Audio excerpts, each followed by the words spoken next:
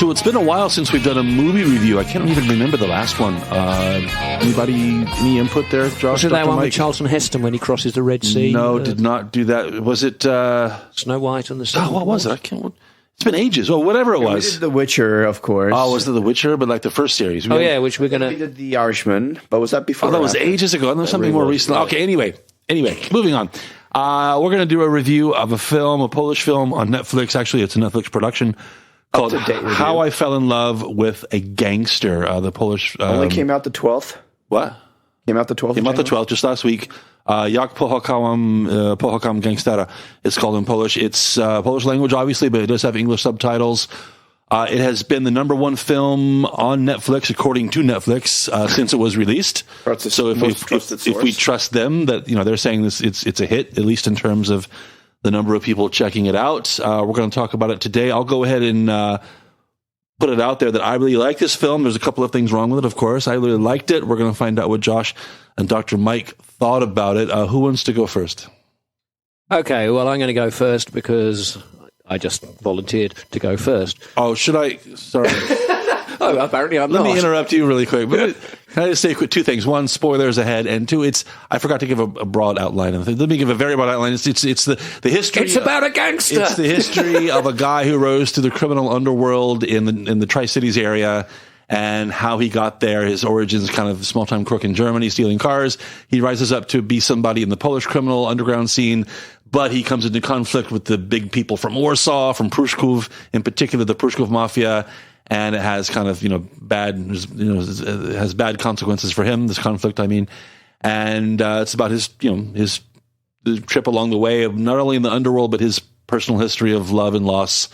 And a curious sidebar with we all feel bad for the psychopathic Lechia Gdańsk football team as well. But it was an interesting thing, wasn't it? Josh. Like right at the very beginning of the film, in the kind of the opening part of it, there's a caption or a banner where the filmmakers are clearly stressing that this is merely based on his life and events in his life, and many of the characters are entirely fictional, and this message is repeated at the end of the film just to reinforce that what you are seeing here is not actually the truth. They've taken some liberties. Yes. There's a country called Poland, and crime. That much is true. Okay, we'll stand by that. Yeah. Now, I think the first thing that I need to say, because when our D leader, when John instructed us that we had to watch this film because we were going to talk about it on an upcoming program, and I was kind of okay with that. In the past, I've always enjoyed the odd gangster movie and everything. However, when I logged onto Netflix and I discovered that the time was, and I thought this was because, like John said, it's well over 2 hours. Well, it is well over. It's 2 hours and 59 minutes, which to my mind is 3 hours, give or take the odd toilet break. Okay, so on that basis, you hate Lawrence of Arabia then because it's 3 hours plus. I mean, come on. Well, actually, the fact that it's long, so what? Like Lawrence of Arabia is a magnificent film, and I keep meaning to rewatch it. But Bridge the on the problem River Kwai, all these classic movies. So what? I mean, there was a sodding interval when that was on in the cinema. In fact, even when they showed it on British TV way back in the late... We can all agree that this movie we're talking about, How I Fell in Love with a Gangster, it is at least 45 minutes, maybe an hour too long. Now, you may remember some of the comments. I mean, I know that our regular listeners who pay close attention to everything we say, both of them, will remember this, that when we reviewed The Irishman, one of my criticisms was that it was overly long.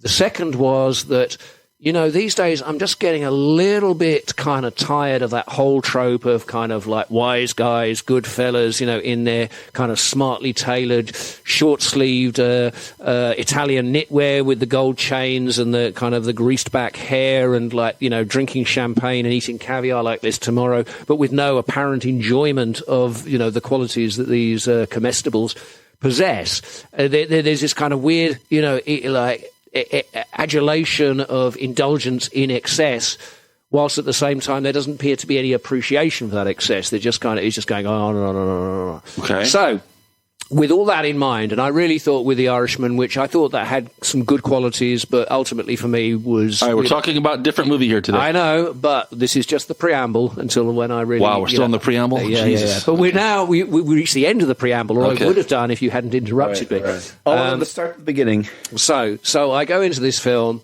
and of course I don't know anything about this guy. All I know is that from the title, it's very likely about a gangster. And...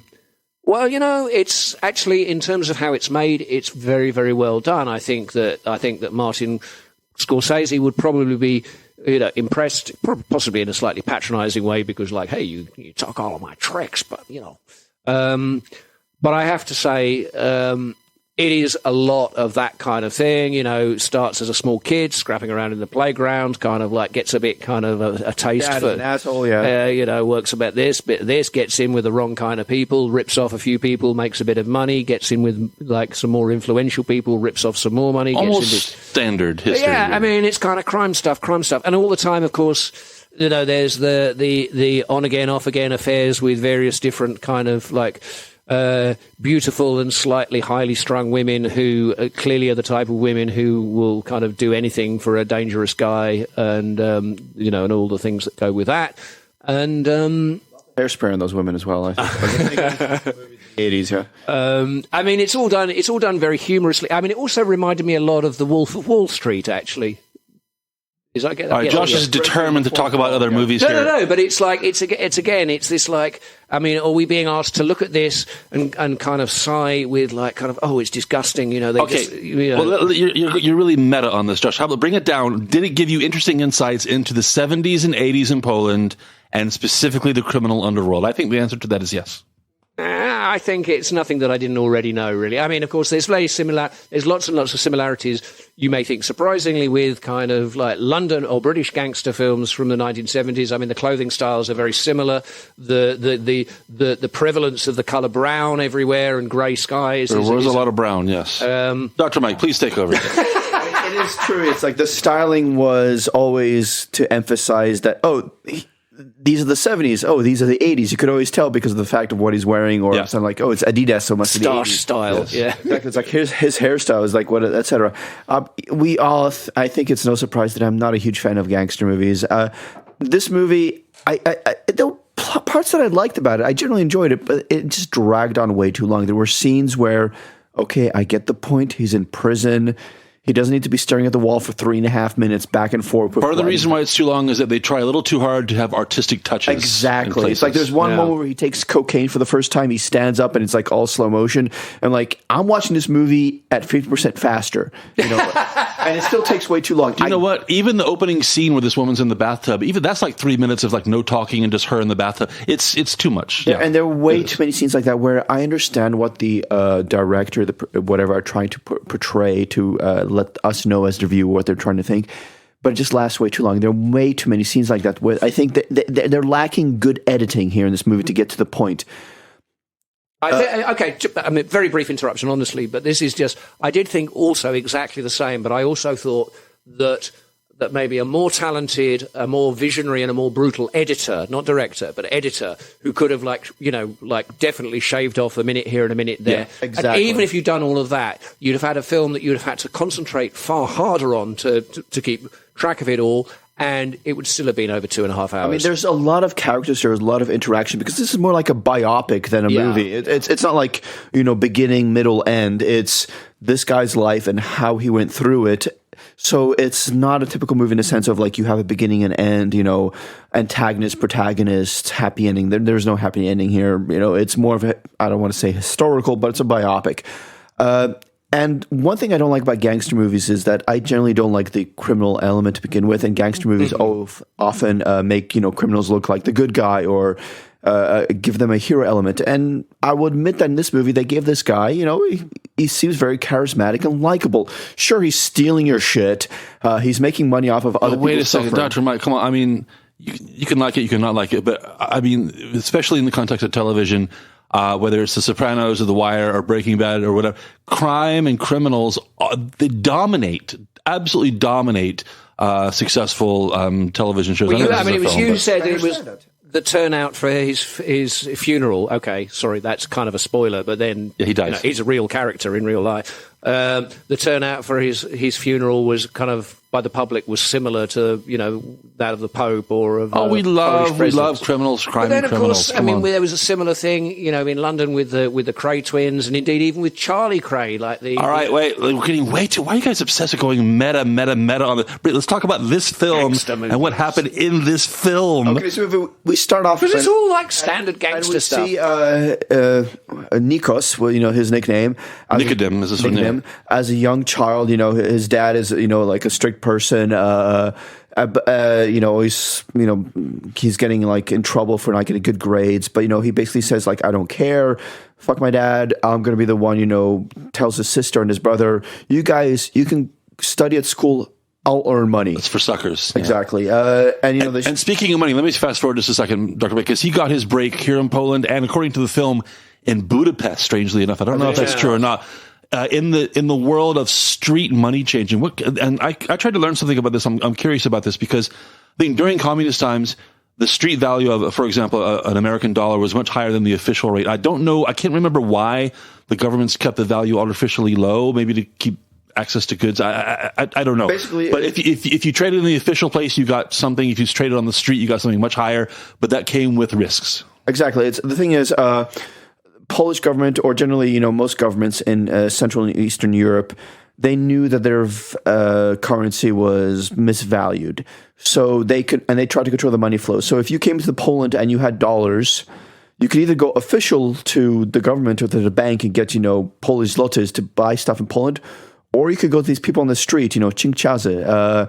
They'd walk around in near the post offices or like whispering, "Do you need money?" Because it was very illegal what they were doing. Of course, it's like it's like kind of like drug dealers in like Camden right now. It's like it's like you'd hear something. It's like and you'd get a better rate from them. The risk was that, you would exchange money, then you walk away and you realize, oh, I got fucked because, they didn't give me 3 rolls of money. They only gave me 2, or this is totally. And you can't go to the cops because you were doing something just as illegal as what they were doing. Exactly. And our hero here started off his career in the 70s, as around 20 years old, doing that. And, they would rip off people, and these people, I love the fact that in this movie, the most common phrase is Scheiße, because those Germans realized that they're getting screwed, but they can't do anything because, they can't officially protest. And then he realized he went off to Budapest because Hungary was like the crossroads of Europe. And so a lot of people in Russia would go there to do business, and they would need to exchange money. But, it was better to exchange money on the street, even with all these risks, than officially, because you'll get more money most of the time. And he started off his, criminal career that way with his friends, teenagers, 20-somethings. You mentioned Germany. Let's move there because quite a bit of the story takes place in Germany, is related to Germany. Now, as he moved up the criminal ladder, so to speak, he kind of stumbled into the world of car theft. And again, according to the movie, we can't be sure if this is exactly how it turned out in real life, but according to the film, it was just through a very, I would describe it as a very polar situation in the sense that it depended on znajomości, on connections, especially connections with people in government capacities. He met people who could assist him, who would, of course they wanted a piece, they had their hand out, but they could make sure he wasn't arrested and kind of stayed away from trouble as long as he made the payments to the right people. And this involved stealing cars from Germany, of course, West Germany at the time, and bringing them across the border, again, with the help of his friends in the world of officials and government officials, of course.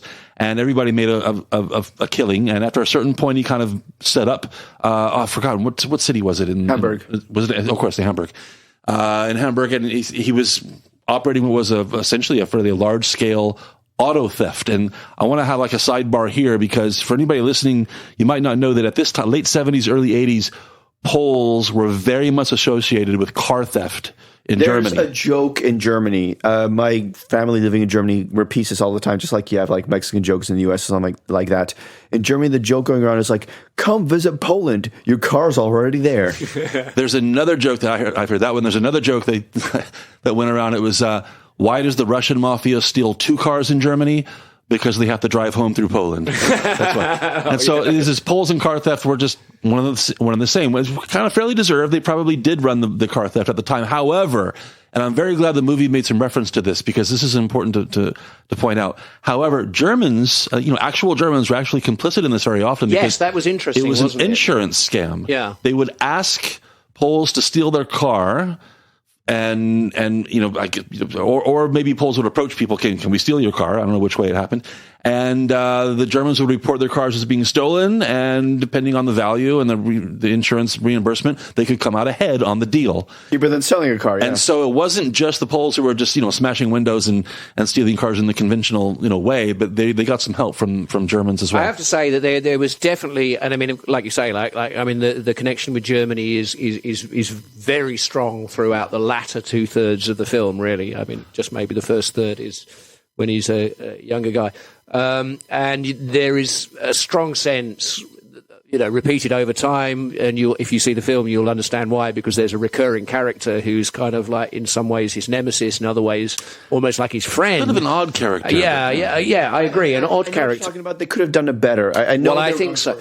But I think that the point that I was going to make really is, it seems to me that there's fairly consistent and regular kind of pops here, is that like, yeah, okay, so you think of us as the car thieves of Europe, or at least the car thieves who kind of like, did most harm to Germany. But actually, we got one up on you on this, we got one up on you on that, we got one up on you on that, and it's, so there's a little bit of just, of course, very good-tempered, good-humoured kind of like, just like ribbing of the Germans saying. It was kind of like a Catch Me If You Can kind of scenario. Where, very good, yeah. Oh, another Scorsese. Let me move it back to those Spielberg. Let me move it back. You're right. To, Americans, they're all the same. Let me move it back to the movie. There's a one bit that I wanted to learn more about, but I couldn't find that much online. That was about our hero's involvement with the football club of Lech Gdańsk. Now, as I mentioned earlier, he's got his origins in the Tromiasto area, Gdańsk, Gdynia, and Sopot. This is his local scene, and he's a lifelong fan of this club. Well, he was also, I mean, if you see that he was actually training with the Lech he was involved in the club directly. Rugby team. Now, this is what I'm not clear on. At the time, was it rugby only, and then they opened the football team later? Or because the movie didn't make that clear to me. The football team was around all the time as well. The rugby team was like the more amateur thing where he got his like. So he gets involved with the club. Surprise! A gangster gets involved with the football club. First time ever. He starts funneling his money to the club, and suddenly they're buying real players. And you can go online and read about this yourself if you want to get the details. But they actually rose to some pretty impressive heights very quickly, not only domestically in Poland, but I think they even had a little bit of European success as well. And again, all thanks to their gangster owner. They played some European games against some big teams on their ground. I'm not sure that they actually won any of them. They lost. Yeah. But just reaching that stage was an accomplishment the fact for that they're like a second or third you league. mock my team, John. Well, that's a different story. So what was I going to say? Oh, yeah. What do you think about the movie uses a kind of a mechanism that I didn't really agree with. The story is kind of told by this mystery woman sitting at a bar being interviewed by a journalist, and it's her recollections. Exactly. Yeah. And that was the only part of the film that really didn't feel right to me. Well, I think that was the kind of, the perhaps slightly heavy-handed mechanism for encompassing this whole, some of the characters are fictional. I mean, I couldn't help feeling, as I pointed out earlier, the disclaimer is there at the beginning of the movie and it reappears at the end.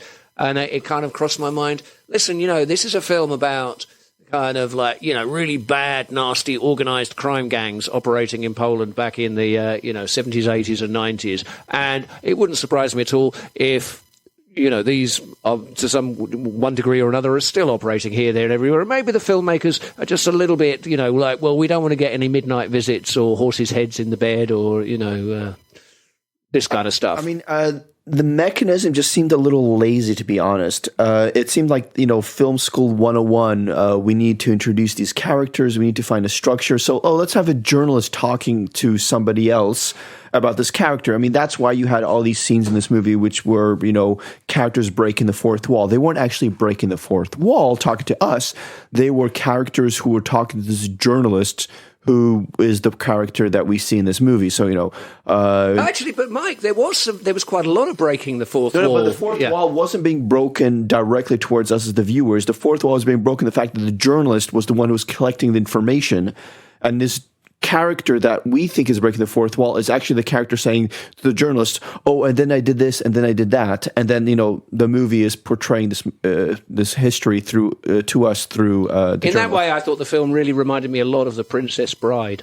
Right, yeah, or Wolf of Wall Street kind of stuff, I had my mixed feelings about that as well. I think. What about the performances? I thought it was very, very good performances throughout, except this mystery woman at the bar and the journalist. Thought that they were rather weak, but everybody else was quite good. I think, quite good performances, including the lead. And I'll be honest, is this mystery one was she supposed to be his? Was she supposed to be Tsarna?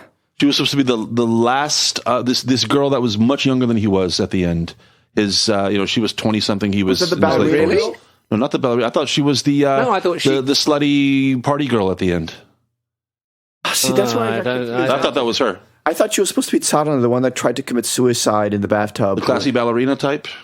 No. She kind of came and went. I think it was Bathtub Woman. I think it was Bathtub Woman. I think it was Tsarna, the main. He had his main mistress. In part through no fault of his own, because his wife passed away. He had complicated suicide in the first. It's like he had 3 wives or 4 wives. He had 3 or 4 kids by 3 or 4 women. It was a complicated family situation, but not all of it his fault. Did they explain why his first wife killed herself? They did it. They just actually the thing is, kind of said she was highly strung, and then she killed herself. Well, if your husband is a gangster who's fooling around with other women, and there's at any given moment the police could show up, you're allowed to be highly strung at that moment. But it is true that when she was that scene where she's giving birth and Piotr is born. There's that side which is like, oh, and this is where my demons first showed up. She had this depression, yes. Yeah. But I think also it was a mechanism, because there was this kind of like little repeated kind of you've got like kind of metaphor that he meets a new woman, and then you fast forward, and then he's another baby dealing with the family. Oh, you're not eating, yes. And then they kind of reversed it with like one of his later wives. And those are the little things like, that you're eating enough I like. There was some originality, some clever kind of mechanisms incorporated into the film to make it a little bit different. That's why I think the production value is quite good. Oh, it's good. I would admit that. And I have to wonder how much of that is thanks to Netflix and their infrastructure. They're bringing money to the table, and how much of it is due to the filmmakers themselves. I don't know how that works. Netflix has certain standards in terms of again they bring their producers to the table as well. There wasn't a lot of expensive location work involved. I mean, it wouldn't surprise me at all if the Budapest scenes, except for the the one when they're standing overlooking the Danube, but everything else would have been could have easily taken place. 100 zloty Wizz Air flight. That's not a big deal. Easy. The production values, they're a lot higher. I mean, I remember watching movies from Poland in the 90s, early 2000s. It looked horrible, VHS quality. This is very well done. The camera work, exactly. It's the cinematography, quality, the lighting, colors, even everything. when it gets too artsy in places. It's true. If there's something in the cinematography you don't like, it's not a matter of low quality. It's just a matter of we don't. Well, I think it does a very good job of recreating that world again, 70s, early 80s. I love when they walked into that. Of course, this was in Germany in the film, but when they walked into that electronics store, which I guess is a front for his car operation, and the televisions. But you're transported back to 1986 or whatever it was, and you can really feel that you were back at this point in time. Just to fast forward a bit to the end, as I said earlier, he comes into conflict with the Prushkov Mafia. If you're listening and you don't know the Prushkov Mafia, Prushkov, by the way, a suburb of Warsaw. This was the biggest mafia in the country, led by a guy named his mafia name was Pershing, as in General Pershing from World War I imagine. And the guy who plays him in the film, what's the Polish actor's name? I've forgotten. The makeup is atrocious. God, yeah, he's bald head. He's atrocious. However, if you're interested in this world, I would encourage you to go to Google and read about Pershing. Actually, Pershing, a much more compelling story than Nikos. Actually, he deserves the Netflix movie. But the whole rise of Pershing and the Prushkov Mafia, very interesting, and how it was kind of sort of broken up / collapsed under its own weight in the mid and late 90s is a great story. No, people are too scared to actually make a movie about that. But that makeup is just awful. It was really. There is something about this movie that we need to talk about. Like they show this movie as in like he's showing up as a criminal mastermind, whatever. But it's, I don't want to say victimless, but it's stealing cars, selling stuff that's illegal. Nobody's really getting hurt. There's no violence involved. It's more just not even blackmail, just bribes going around, people selling stuff. And then in the 90s, when Poland opens up, all of a sudden you get these mafia groups. You get Ośmiornica out of Łódź, right. And these all of a sudden like the drug mafias. People getting shot and killed and murdered, violence, and he's not prepared for this new type of mafia world where it's not about just being friends and bribes, but it's about actually being vicious and carnivorous against your opposition. And that's how the film. Well, weirdly, sorry, John, but weirdly, of course, that's a kind of like transplanted, several decades later. But that's exactly what you had in The Godfather, where you had the traditional mafia operating in New York and the United States, which was kind of numbers and protection and everything like that, and that they were very resistant to the influx of the drugs market. And then that was the big shift in organized crime in the United States. Well, that's kind of a line from The Godfather 60s, where they make it clear that they're only providing stuff that the church forbids, really.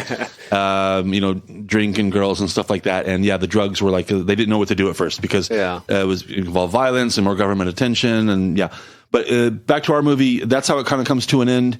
Dr. Mike, there's a scene where he goes to this club. It was called the Las Vegas Club or something like that. And the film leaves, it's an open-ended question. Who pulled the trigger? Was it one of the rival gangs? Was it somebody from his past that he double-crossed?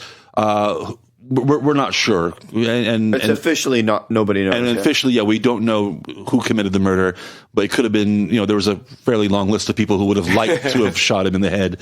And the film, I think, does a very good job of kind of showing you that it could have been this person or this person or this group. I think, or that group. I want to go back a little bit to a point that Mike made, and that it did seem to me very much, except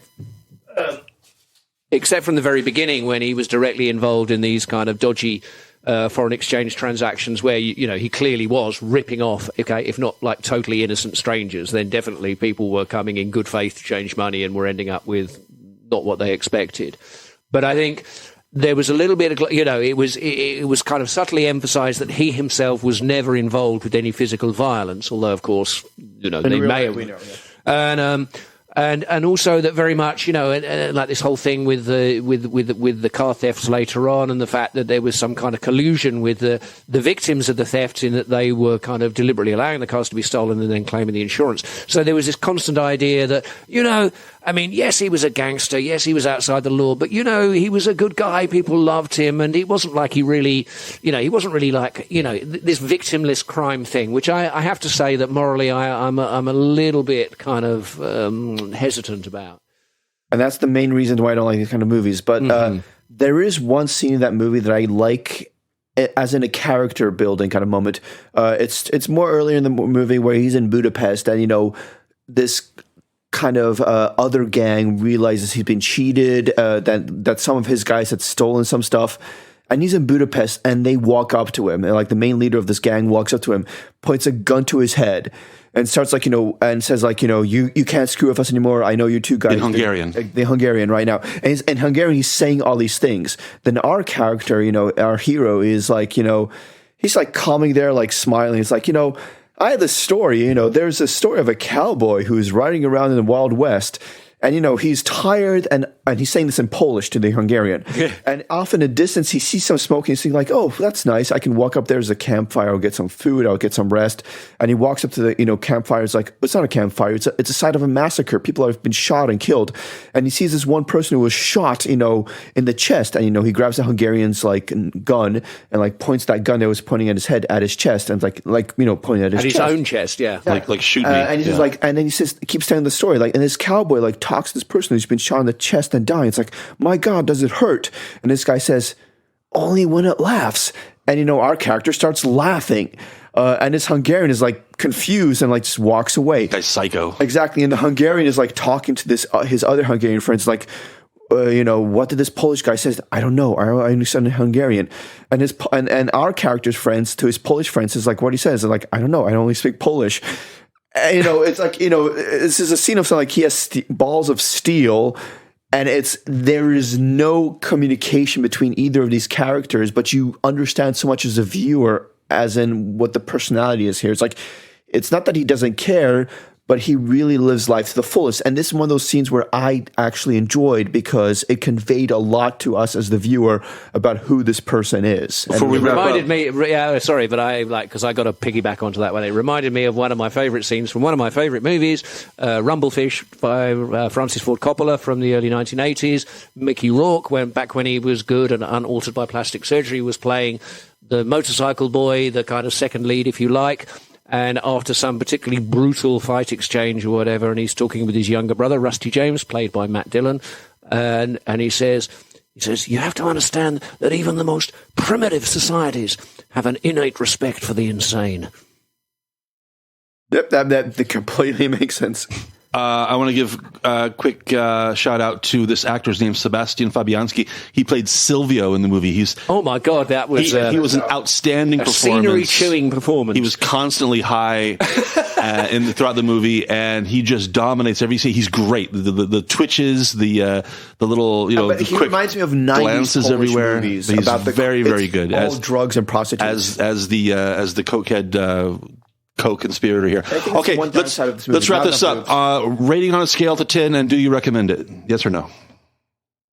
I don't like mafia movies. Yeah, we heard 7 times. If this was an hour shorter, I would say it's okay because there's so many great scenes, but strung together, it doesn't work for me.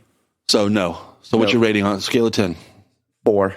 Wow, harsh, Josh. I'd also give it 4, but I do think it's very well acted, very well shot, good production values, some great things. If you like that kind of movie, you're going to rate it higher than I do.